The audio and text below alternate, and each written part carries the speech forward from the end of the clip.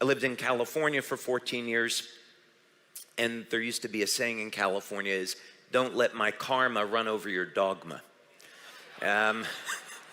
So it's not good to hold on to a belief so strongly in science where you're not open to seeing new information. There's always new things that are being learned, and we should be open to exploring these things, even if it flies in the face of what's long been established as scientific fact. That's the way we're going to explore and learn new things and expand. So let's take a look at this now. Previously, people might have thought, well, okay, light therapy is all about stimulating the body with light with some type of device.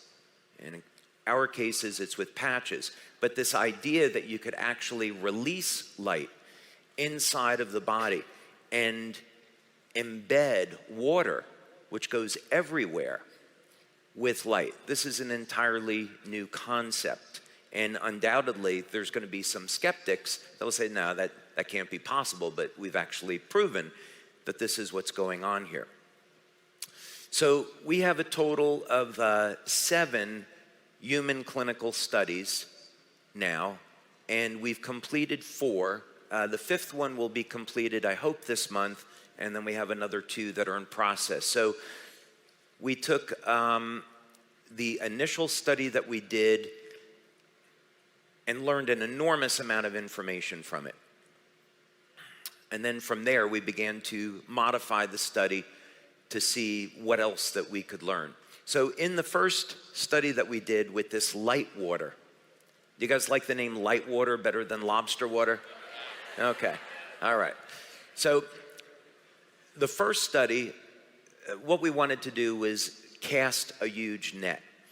And we essentially wanted to find out, well, what's going on in the blood, in the urine, what's going on in the bioelectrical system in the body. Normally, when you do studies, you cast this big net the first time, and then there's little pieces of gems that come out. You don't expect that everything is going to work correctly. You're going to expect to learn 1 or 2 pieces of information and then refine the study and kind of go from there. In this case, that's not what happened.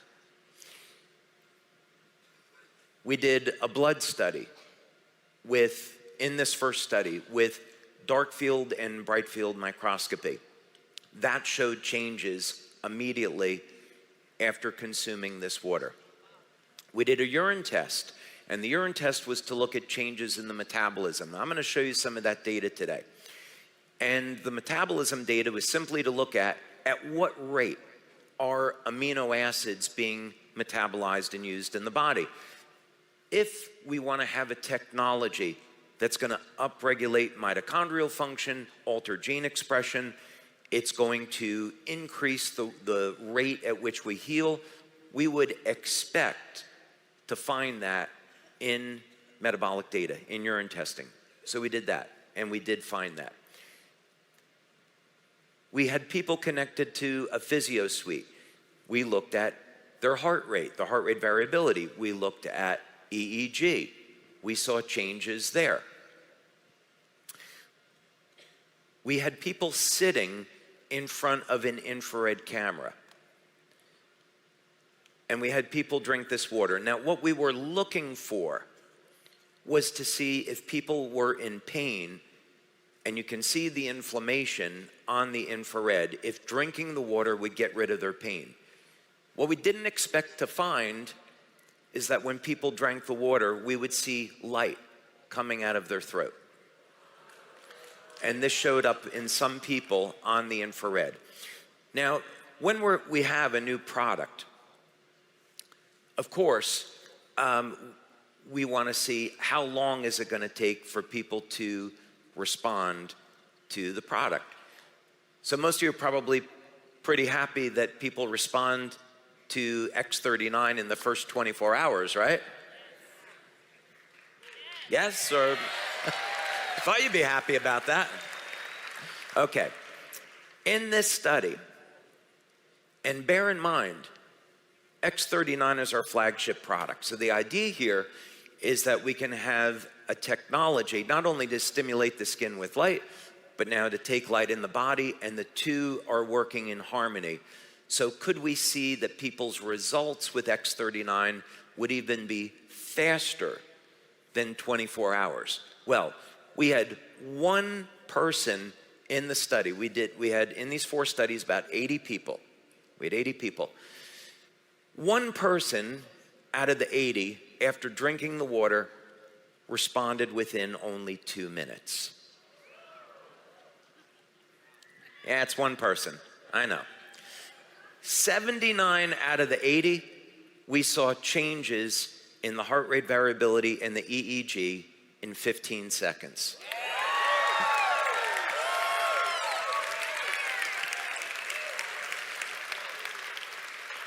So we were very excited about that. So let's take a look at this now, and we want to see what happened in the urine data. So we got statistical significance, and actually Dr. Caitlin Connor just sent an email 2 days ago saying on the new study that they just did, they got statistical significance on that. So it reaffirms the data that I'm about to show you here, and we actually learned some new things. So the first amino acid, and I want you to look at this from the perspective of looking at a pattern that's forming, because that's exactly what happened here. Each one of these amino acids that gets upregulated in the body is a sign that that amino acid is being used, but what is it telling us about exactly what's going on? So the first one is sarcosine. And sarcosine, it shares properties with glycine. And what's interesting is that it's used to improve cognition. So when you drink this water, one of the effects that people report is a rush of energy up into their heads. That's sarcosine being metabolized and turning on the brain.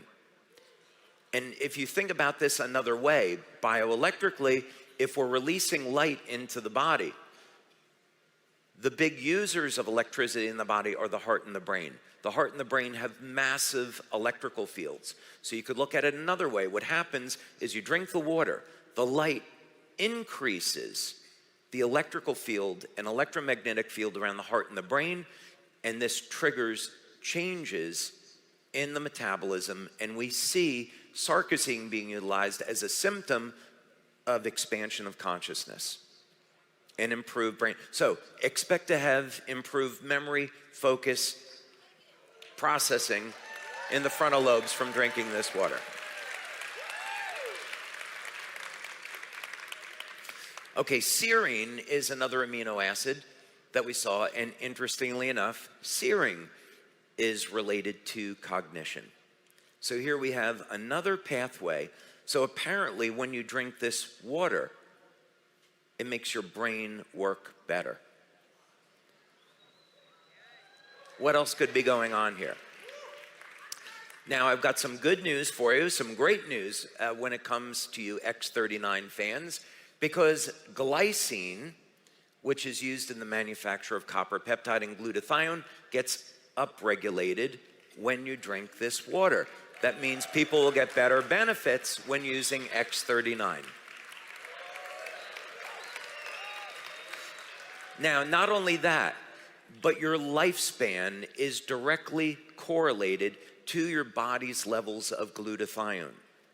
We know that copper peptide declines with age, so the higher your copper peptide levels, the longer that you live. If we had a technology that could prevent us from aging, what you would expect to find is that it would help support your body's levels of glutathione and copper peptide, and that's exactly what we found.